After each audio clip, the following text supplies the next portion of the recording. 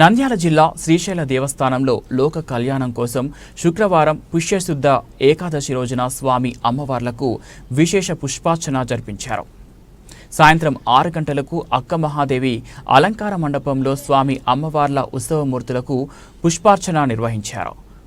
పుష్ప కైంకర్యంలో గులాబీ, చేమంతి, సుగంధాలు, నూరువరహాలు, కాగడ మల్లెలు, సన్నజాజులు, విరజాజులు, గన్నేరు, కనకాంబరం, సంపంగి, తామర మొదలైన పుష్పాలు, బిల్వం, దవనం, మరువం మొదలైన పత్రాలతో స్వామి అమ్మవార్లకు విశేషంగా పూజాధికారులు నిర్వహించారు. సుమారు 4000 కేజీల పుష్పాలు ఈ పుష్పార్చనకు వినియోగించబడ్డాయి. మొత్తం 40 రకాల పుష్పాలతో ఈ పుష్పార్చన జరిపించారు.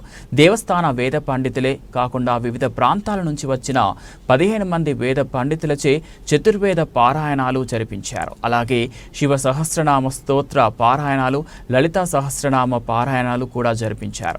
జ్యోతిర్లింగ స్వరూపుడైన మల్లికార్జున స్వామివారు పుష్ప ప్రియుడని ప్రతీతి. మల్లికా పుష్పాలతో పూజించబడిన కారణంగానే స్వామివారికి మల్లికార్జునుడనే పేరు ఏర్పడిందని అన్నారు. అలాగే మహాశక్తి స్వరూపిణి అయిన బ్రహ్మరాంబాదేవి వారికి కూడా పుష్పార్చన ప్రీతికరమని చెప్పబడిందని, ఈ కారణంగానే లోక కళ్యాణం కోసం పుష్యశుద్ధ ఏకాదశిన స్వామి అమ్మవార్లకు పుష్పార్చన జరిపించామని శ్రీశైల ఈవో ఎం శ్రీనివాసరావు తెలిపారు.